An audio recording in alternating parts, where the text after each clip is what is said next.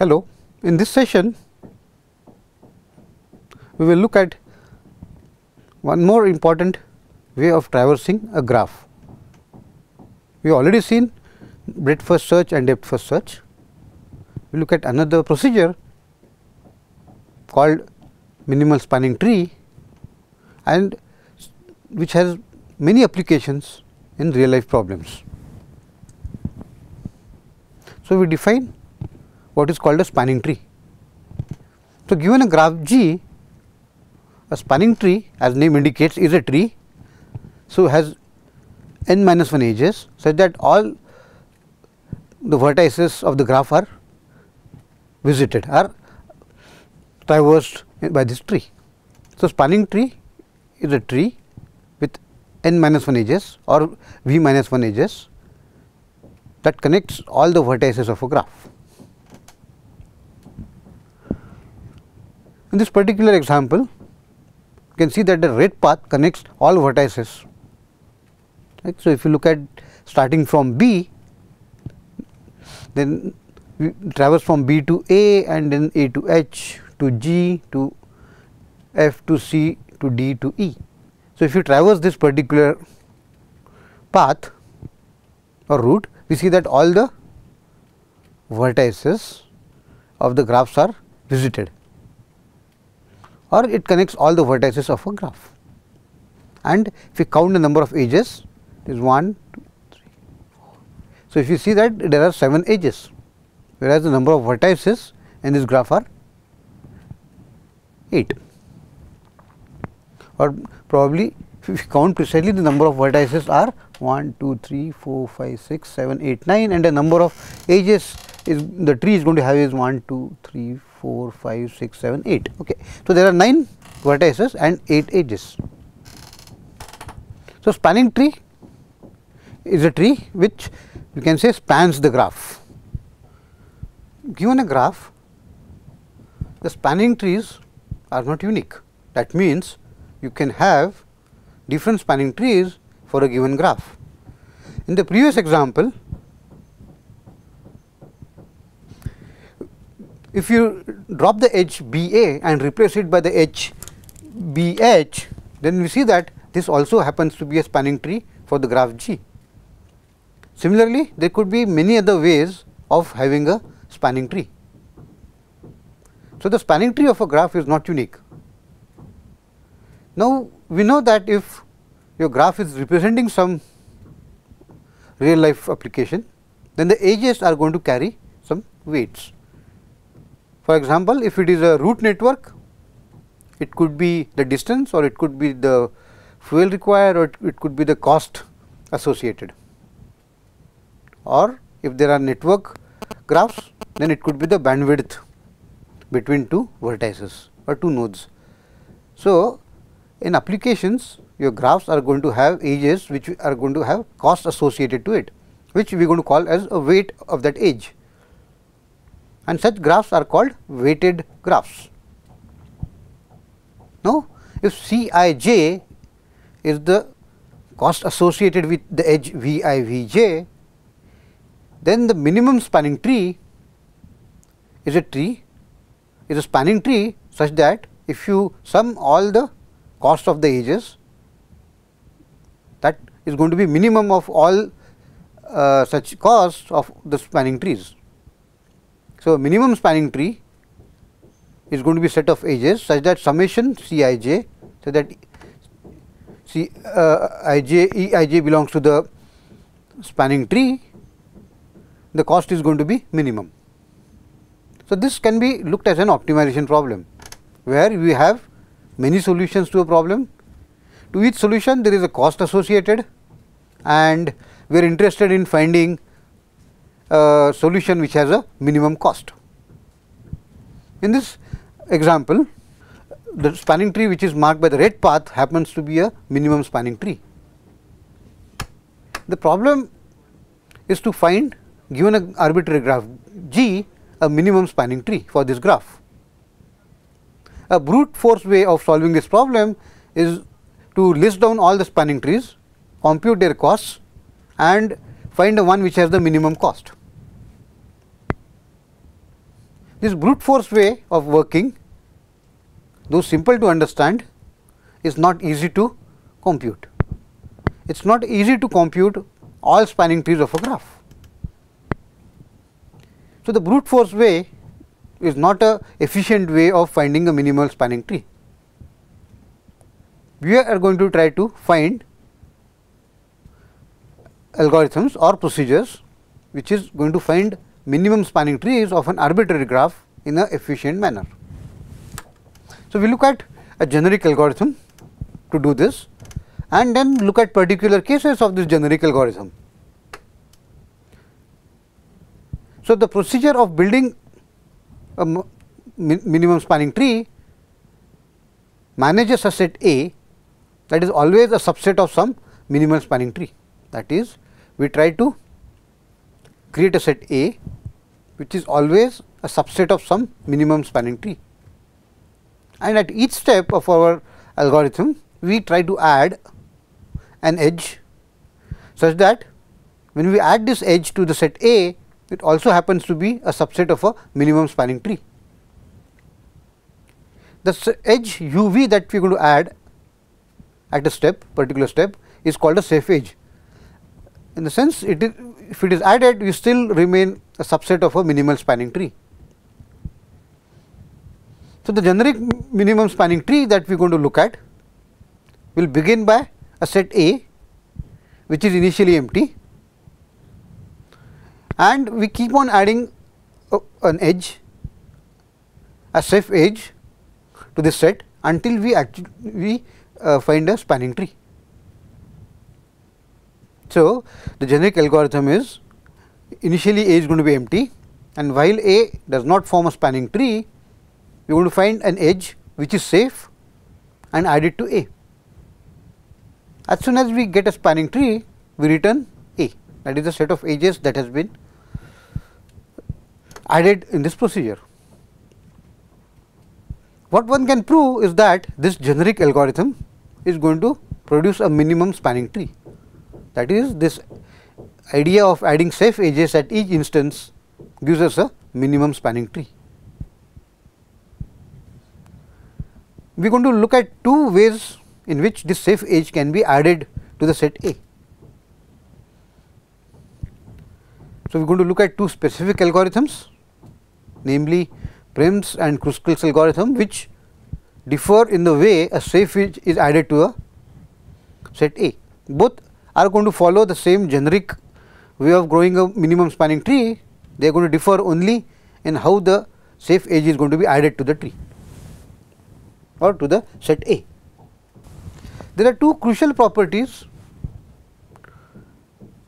one of which is the cycle property, which is crucial in understanding or proving that the way generic MST builds a spanning tree happens or is actually a minimum spanning tree. So, what we have not proved is that a generic minimum spanning tree is actually a minimum spanning tree, or the tree which is written by the generic algorithm is actually a minimum spanning tree. So, two crucial properties, one of which is called a cycle property, is needed to prove that fact. So, the cycle property is, let T be a minimum spanning tree of a weighted graph G. Let E be an edge of G that is not in T, and C be the cycle formed by E with T. We know that T is a spanning tree, that means it has n minus 1 edges. As soon as we add an edge from the graph which is not on this tree, we will have n edges and we will have a cycle in the graph. If the graph happens to be a tree itself, then there is no such edge E which is not going to be in the, which is in the graph, but not a part of the minimum spanning tree. Very easy to prove the fact that weight of F for every in the cycle is going to be less than weight of E. It is a very simple observation, and the proof is also simple. If not, then it is going to contradict the fact that T was a minimum spanning tree. The cycle property says that if you have a minimum spanning tree and you add any edge, then you get a cycle, and for every edge on the cycle, the weight is going to be bigger than the weight of E. The other property is called the partition property. So, we look at a partition of vertices of G into U and V, and E is going to be a edge of minimum weight across the partition. Since the graph is connected, we are looking at connected graphs. If you look at a partition, then there are going to be several edges which are going to connect vertices from U to V. We look at the one which has minimum weight. What can be easily proved is that there is a minimum spanning tree of G which is going to contain E. So, this is a very crucial property, that if you consider two parts of a vertices and look at all the edges which are going to connect these vertices, the two parts, and look at an edge which is going to be of minimum weight, then there has to be a minimal spanning tree of which E is going to be a edge. Again, the proof is simple and can be proved by using the cycle property. Now, we come to the first procedure. The procedure, as we have seen, is going to follow the generic minimal spanning tree algorithm. It is just going to look at how a Ceph edge is going to be added.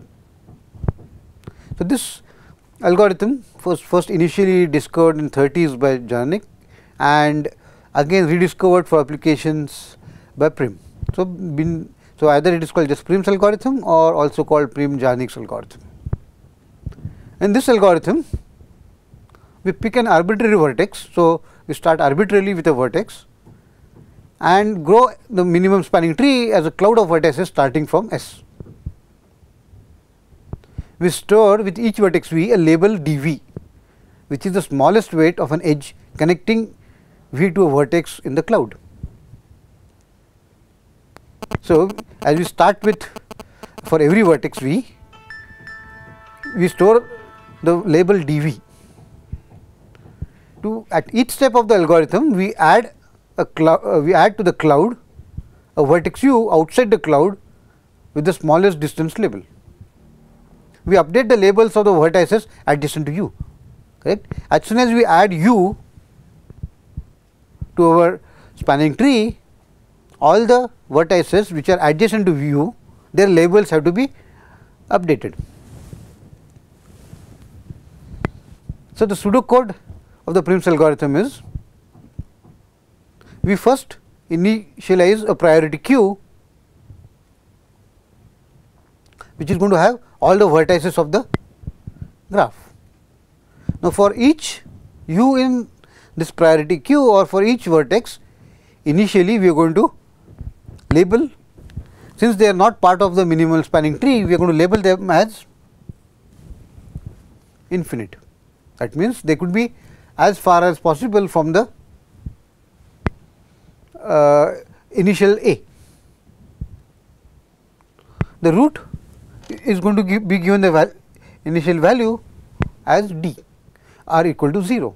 So, R is the, so minimal spanning tree is going to have two parameters, one is G, that is the graph, and the initial vertex R, where from where the minimum spanning tree is going to be grown. So, the input parameters are the graph and the initial vertex. We initialize the value of D for the initial vertex as 0. Again, sorry, this is a typo, this D is actually a small d, which we have already defined. Since R is the root of the tree from where the minimal spanning tree is going to be grown, we initialize the parent field of R as nil. So, this pi represents the parent.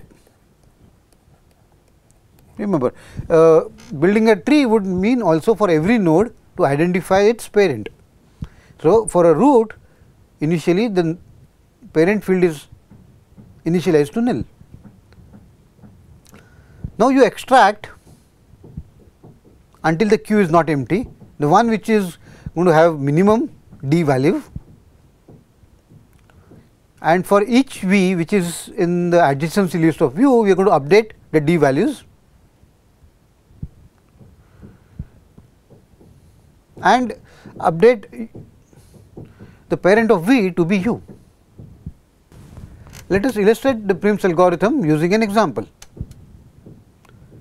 So, you have a graph G in which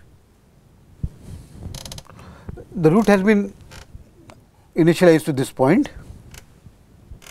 and all the, so its D value is initialized to 0. Initially all the vertices other than this would have D values to be infinite, but as soon as you pick up the root, all the vertices which are going to be adjacent to you or to the root, their D values are going to be updated. So, the D values of 3 vertices are going to be updated.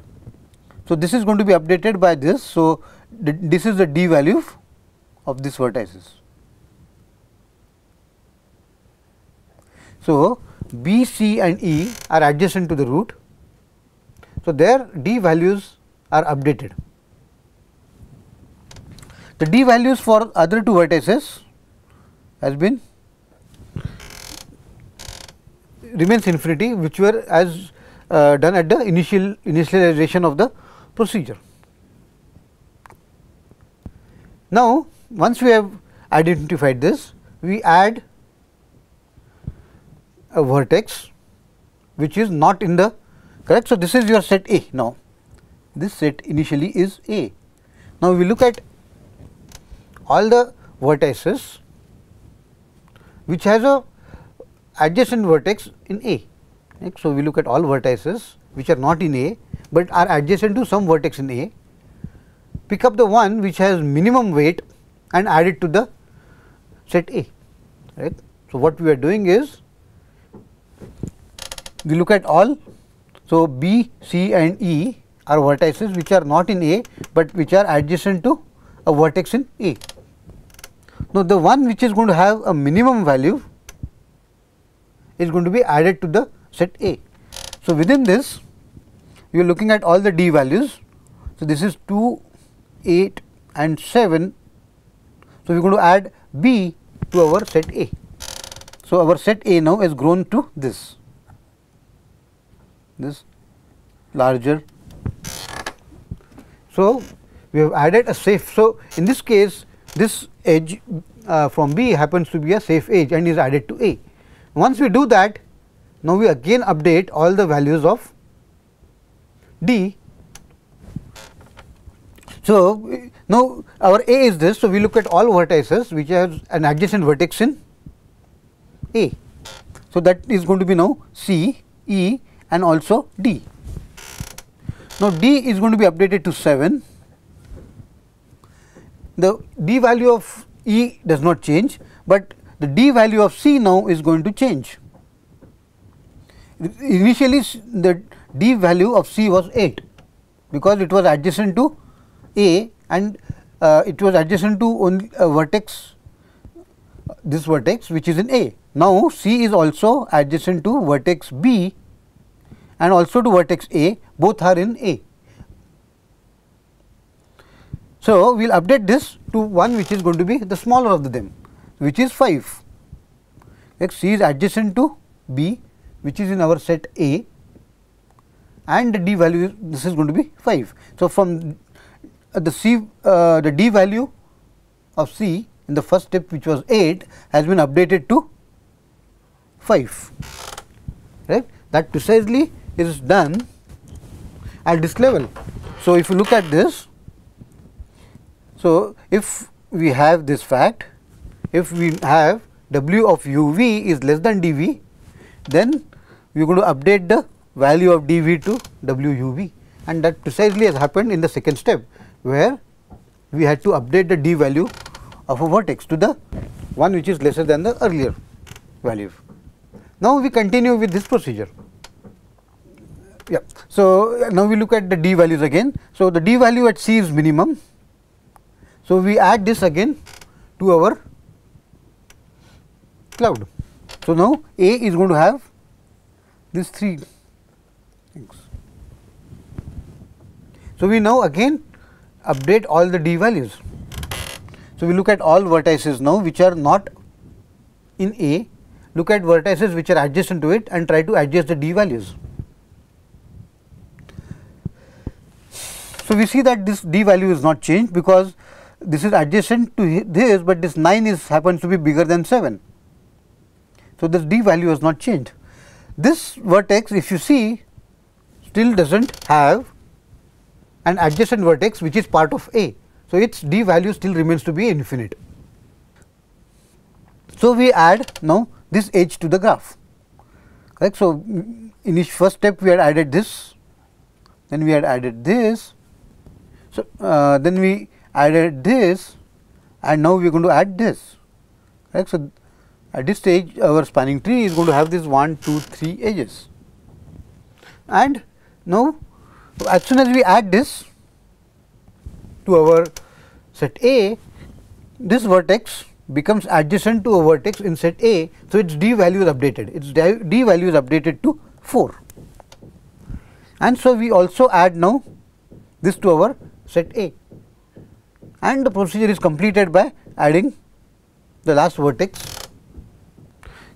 If you observe, until this stage the E value, the vertex E, its d value happens to be 7, but in the next step of the algorithm, when f gets added to the set A, as soon as f is added to the set A, the d value of E, which was 7 in the earlier step, is updated to 3, because now we have E also adjacent to this vertex, and weight of this is less than the d value of E.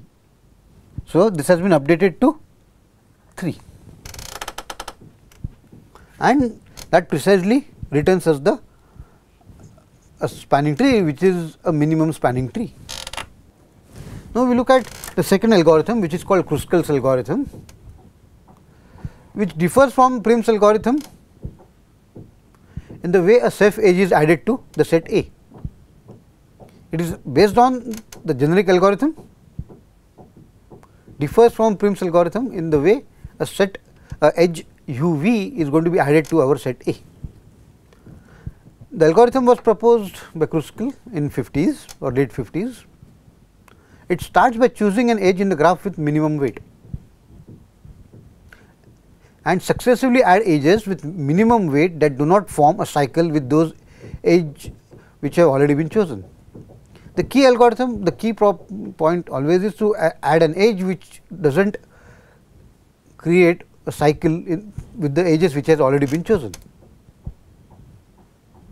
The Kruskal algorithms basically grows a tree as a set of forests. A minimum spanning tree in Prim's algorithm starts with a vertex and builds your minimum spanning tree as a tree, whereas Kruskal's algorithm starts with an edge and keeps on adding edges such that they can be disjoint forests, or they can be forests or disjoint trees. As we know, forests are nothing but disjoint trees. The safe edge added to A is always the least edge in the graph that connects two distinct components. So, if you look at the pseudocode of the Kruskal's algorithm, so at each stage, unlike Prim's algorithm where the input parameters for the algorithm was the graph and a vertex E, a vertex R, from where the spanning tree was built. Kruskal's algorithm has a single parameter which is G. It will choose an edge with a minimum weight to begin with. So, we need a priority queue storing the edges with their weights, and every time you are going to pick up an edge with minimum weight and we are going to add it to T.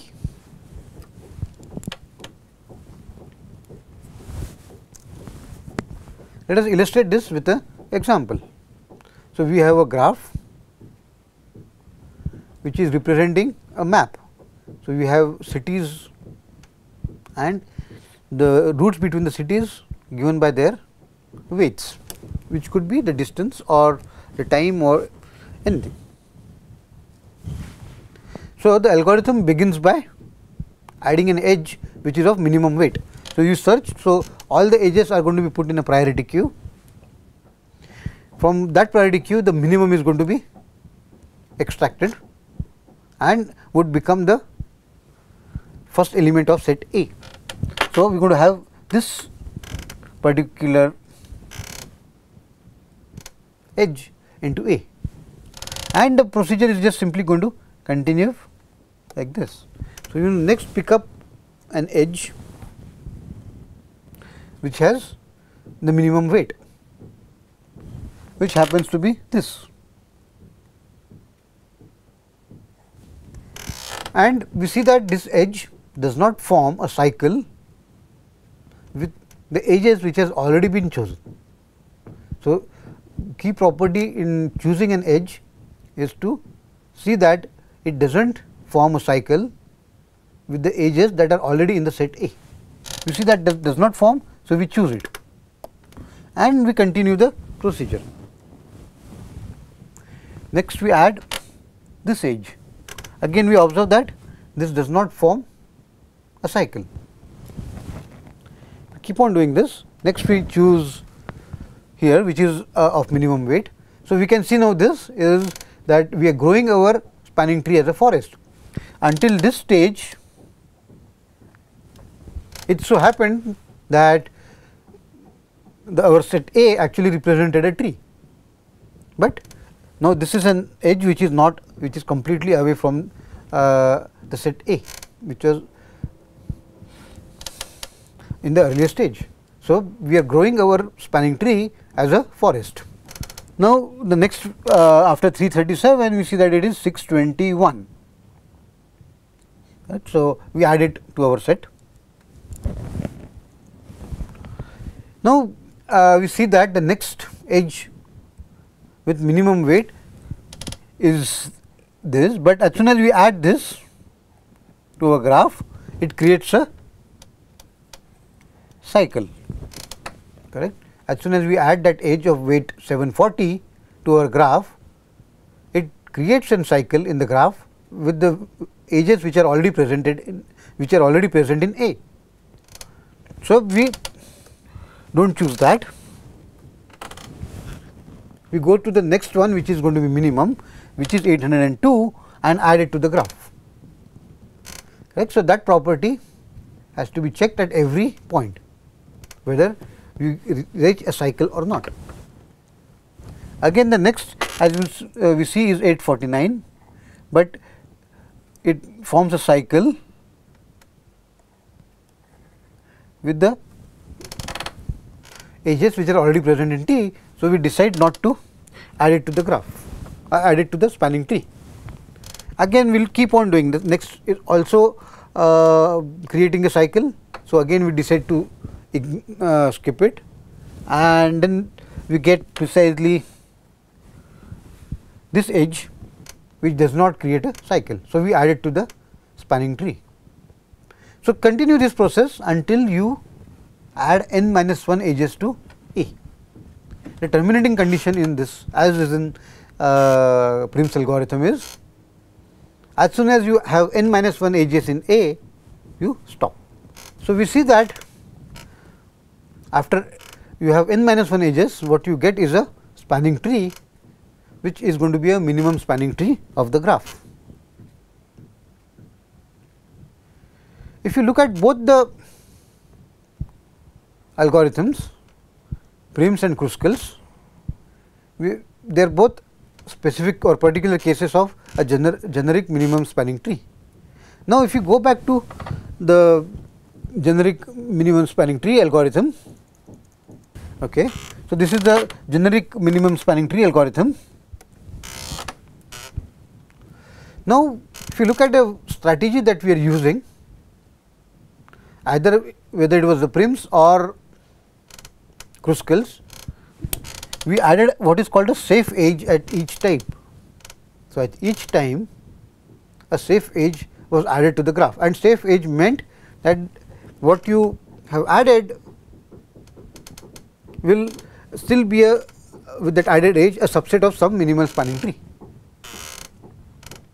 Now, such properties are what are called greedy properties. That means, what you are doing is you are looking at decisions which are locally made.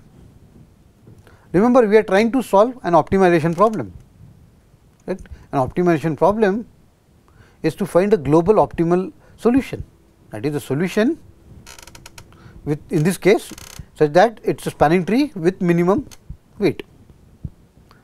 But the way we are growing our minimum spanning tree, we are making decisions which are local and which look best locally, correct. So, we are doing what are called locally best option. So, in both, whether it was Kruskal or Prince which follow this generic MST, we are making decisions locally which looks to be best. And what we hope is that all these locally best solutions or locally best options that we have chosen leads to a global optimal solution. What we are hoping is that this is our hope that this leads to global optimum or optimal solution.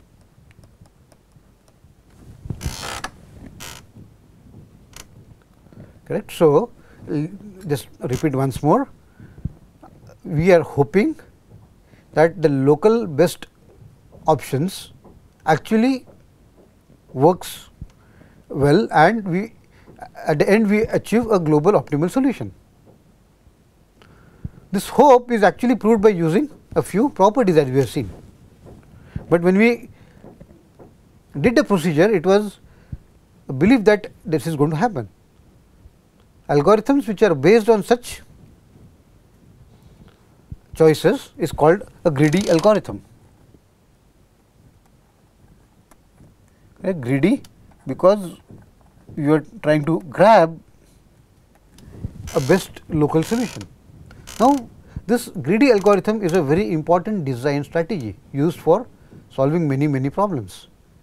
Minimal spanning tree is just an example of greedy algorithms.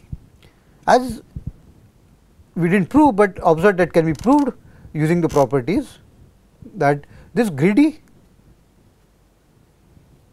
strategy actually leads to a optimal solution. So, every greedy strategy one needs to prove that the solution that you achieve is an optimal solution. So, greedy algorithm is a popular design technique for solving optimization problems. Correct. In optimization problems, you have many possible solutions and you are trying to find the best solution, and best solution is achieved by doing locally best decisions. So, when we look at greedy algorithm, there are some specific properties which the application that you are trying to solve should have, and those properties usually allow us to prove that the local based decisions actually lead to a global optimal solution. So, greedy algorithm is one more design strategy which is used in many applications. We are just sort of observed here because we are using it to solve minimum spanning trees problem. It can be used to solve even non-graph problems and is a very popular design technique. Thank you.